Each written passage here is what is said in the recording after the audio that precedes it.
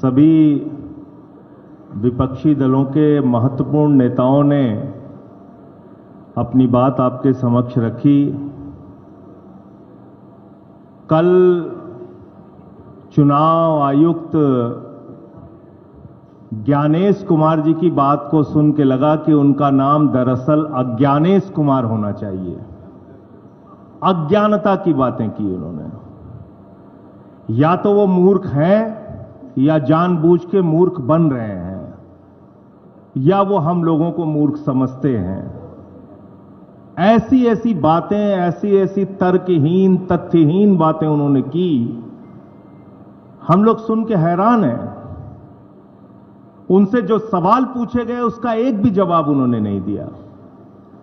आपने एक महीने के अंदर 25 जून से 25 जुलाई तक एसआईआर में 65 लाख वोट काट दिए बिहार के अंदर, एक भी वोट नहीं जोड़ा आपने 65 लाख वोट काट दिए।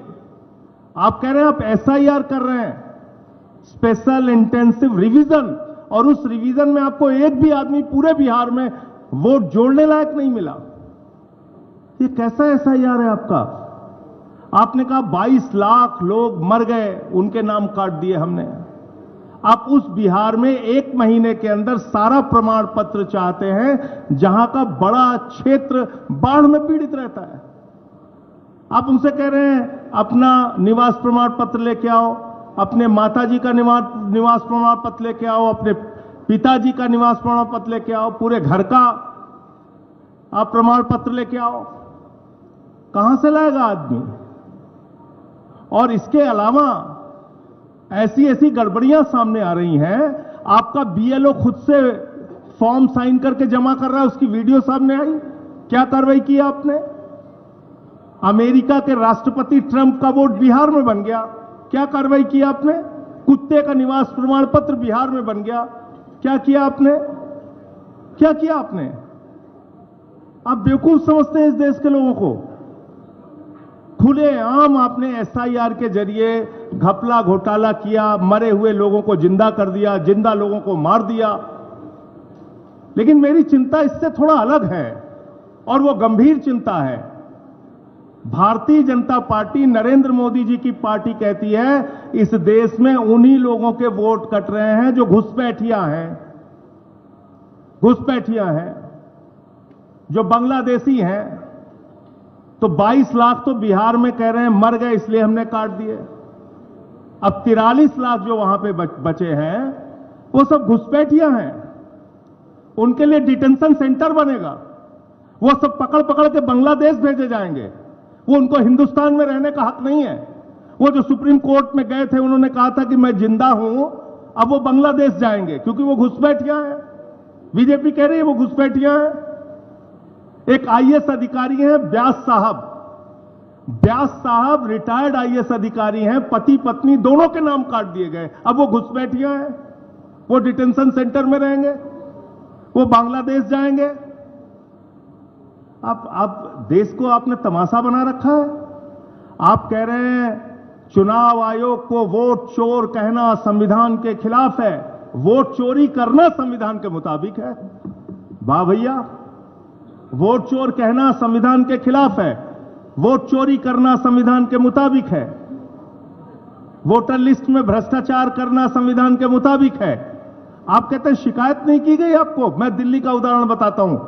दिल्ली में केंद्रीय मंत्रियों के घर पे 33 वोट बने, 25 वोट बने, 22 वोट बने, सांसदों के घर में 15 वोट बने। मैं खुद केजरीवाल जी के नेतृत्व में जाके शिकायत हमने लिखित रूप से दे के आए थे हम लोग।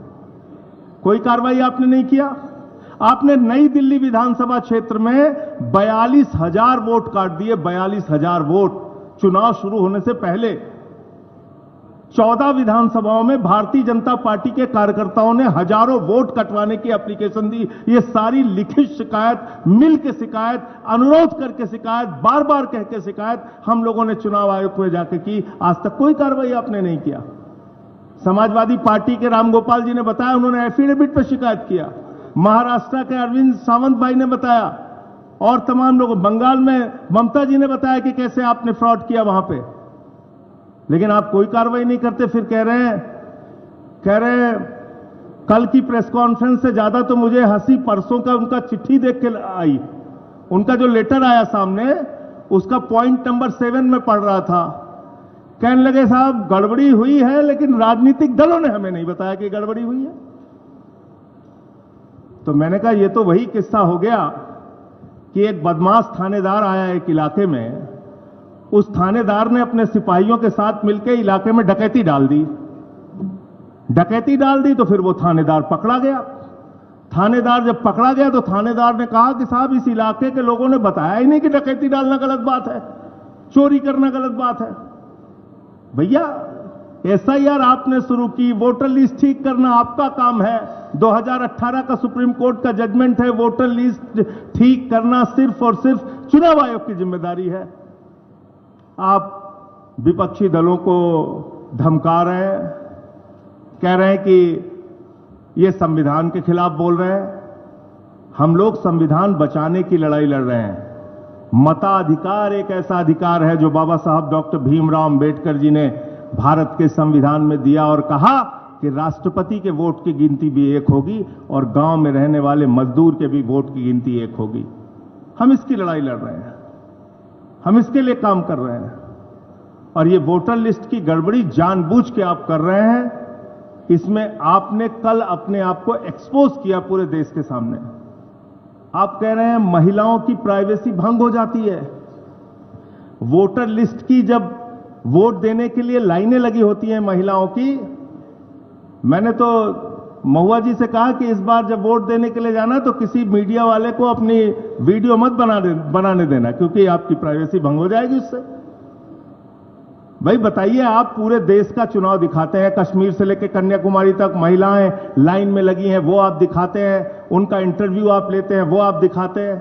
45 दिन तक आपके खुद के नियम में आज भी लिखा हुआ है कि आप सीसीटीवी फुटेज देंगे, तब प्राइवेसी भंग नहीं होगी।